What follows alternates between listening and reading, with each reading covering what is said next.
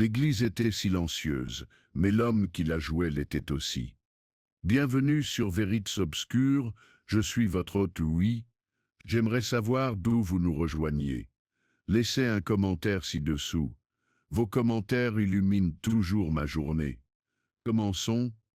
C'était un après-midi ensoleillé dans le village de Chippingdale, un de ces après-midi qui n'existaient que fin juin, lorsque les rosiers osaient fleurir en grappes trop grandes pour leur treillage et que l'air portait à la fois le bourdonnement des abeilles et les doux commérages des voisins. La fête annuelle du jardin de la Saint-Édouard battait son plein sur les tréteaux de la pelouse du presbytère, grondant sous les génoises, les confitures et les sandwichs aux concombres soigneusement coupés. Les banderoles flottaient paresseusement au-dessus des pommiers, et à l'ombre de l'orme précieux du curé, Miss Jane Marple sirotait son thé avec la satisfaction tranquille d'une femme ayant assisté à 42 fêtes de ce genre et sachant reconnaître une bonne tarte à la confiture à 20 pas. Derrière les festivités, une modeste église en briques rouges veillait, son clocher formant une silhouette familière se détachant sur le ciel. La fête avait été organisée en partie pour récolter des fonds pour la réparation de la toiture, longtemps attendue, et naturellement, une grande partie des éloges de la matinée avait été adressée à M.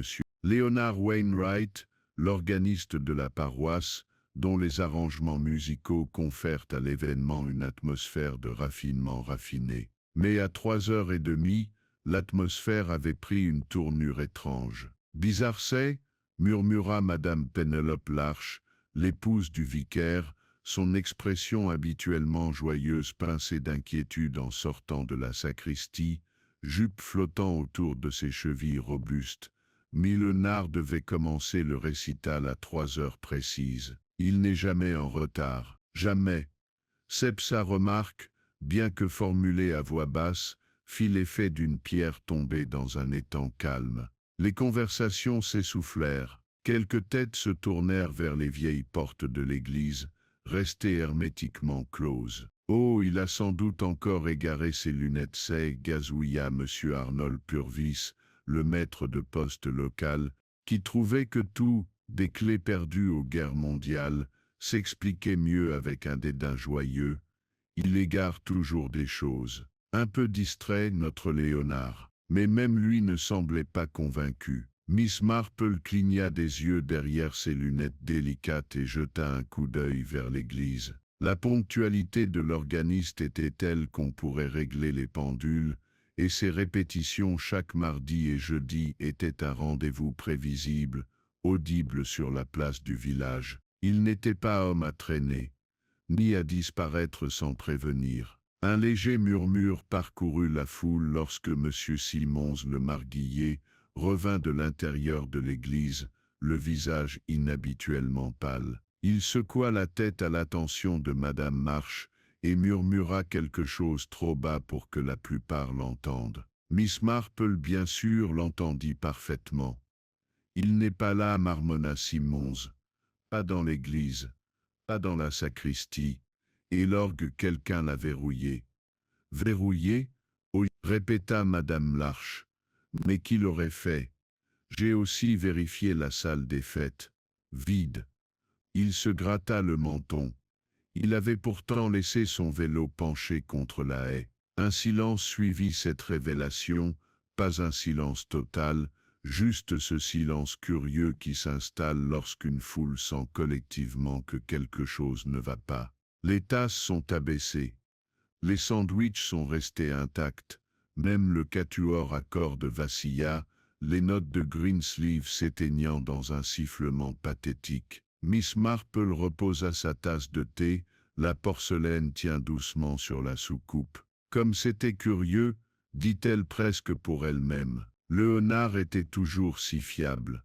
Et c'est alors que le véritable frisson survient, non pas à cause de la brise qui balayait la fête, mais à cause de la prise de conscience que l'idée même que Leonard Wainwright ne soit pas fiable était inhabituelle. Profondément. À 16h, le vicaire avait discrètement mis fin à la fête, et les gens se dispersaient en petits groupes incertains, les rires étouffés, les yeux lancés par-dessus leurs épaules avec nervosité. Le village, malgré tous ses pique-niques et ses concours de panais, avait connu la paix depuis aussi longtemps qu'on s'en souvienne. C'est pourquoi, au crépuscule, lorsque la police arriva et que le mot s'est disparu, se transforma en quelque chose de plus sombre et de plus pesant, Chippingdale était déjà sur les nerfs. Et Miss Marple, de nouveau assise près de ses roses, son tricot au lieu de son thé, ne pouvait s'empêcher de se poser une seule question: si pourquoi Leonard Wainwright, l'organiste paroissial ponctuel, poli et exigeant, avait-il disparu sans laisser de traces le jour où il devait jouer 7? Et pourquoi quelqu'un avait-il verrouillé l'orgue? Le lendemain matin, le ciel était couvert, comme si le ciel lui-même avait absorbé le malaise du village. Lorsque l'épicier ouvrit ses volets et que l'horloge de la poste sonna 8h30, la disparition de Leonard Wainwright, autrefois étrange et inquiétante, était déjà devenue le sujet de conversation singulier à Chippingdale. À la boulangerie de High Street, où les tartes à la confiture semblaient désormais secondaires, Madame Gilda Brent, une femme dont la mémoire était aussi vive que sa pâte à tarte, serrait un sac en papier de scone et se penchait par-dessus le comptoir vers Madame Hoskins. « Je dirais ça pour Léonard Buskill, déclara-t-elle. Il était peut-être bizarre, mais il n'aurait manqué aucun spectacle ni par amour ni par argent, même quand son appendice a failli éclater. Écoutez, sais-tu Joy of Man's Desiring, sais-tu pendant toute la durée de sais-tu Joy of Man's Desiring, des sueurs perlant sur son front. Madame Hoskins, qui connaissait Léonard depuis qu'ils portaient tous les deux des culottes courtes, hoqua gravement la tête. S'il n'a pas été appelé pour une affaire familiale, alors quelque chose ne va pas, gravement. Au Spotted Duck, l'unique pub du village et salle du conseil officieux, M. Arnold Purvis tenait sa cour autour d'une modeste pinte de petit déjeuner. « C'est une fugue, Mans, insista-t-il à qui voulait l'entendre. Croyez-moi, ces gens discrets cachent toujours leur passion sous des vestes en tweed. Il y a une femme impliquée, une Française sans doute. Léonard, Ryan Ned Harper, le barman du pub. Cet homme vivait avec sa sœur et collectionnait les mythes. Où rencontre-t-il une Française? Arnold renifla. Justement, on ne sait jamais avec les personnes discrètes. En milieu de matinée, la pelouse devant l'église était devenue bondée de voisins qui jardinaient peu et observaient de près. L'agent Bill Fletcher, un homme corpulent aux manières lentes et à la moustache bien trop enjouée pour son métier, fit de son mieux pour maintenir l'ordre sans avouer qu'il n'avait pas la moindre idée de ce qu'il fallait dire. Il aurait pu aller se promener, proposait au groupe grandissant de villageois. Il avait fait un tour dans les bois. Il avait perdu la notion du temps. En costume de récital, demanda Madame Larche d'un ton sec, les bras croisés et les lèvres pincées. Il devait jouer juste après le jugement du gâteau. Il ne se serait pas éloigné en queue de pie. Miss Marple arriva peu après 10h, vêtue de laine gris tourterelle et portant un panier en osier marron d'où dépassait le coin d'un patron de tricot. Elle se déplaçait avec une grâce mesurée, saluant poliment ceux qu'elle croisait, le regard alerte sous le bord de son chapeau de paille discret. « Vous savez, n'y dit-elle doucement, surtout pour elle-même mais pas entièrement, les gens ne disparaissent pas souvent sans laisser quelque chose derrière eux, un mot, une empreinte de pas, même un sentiment. » L'agent Fletcher leva les yeux de son carnet. « Sais-tu bonjour, Miss Marple, je disais justement à Madame Larche que nous avons demandé au commissariat de Mouch Biddington. Ils envoient l'inspecteur Grave, sais-tu ?» Miss Marple sourit.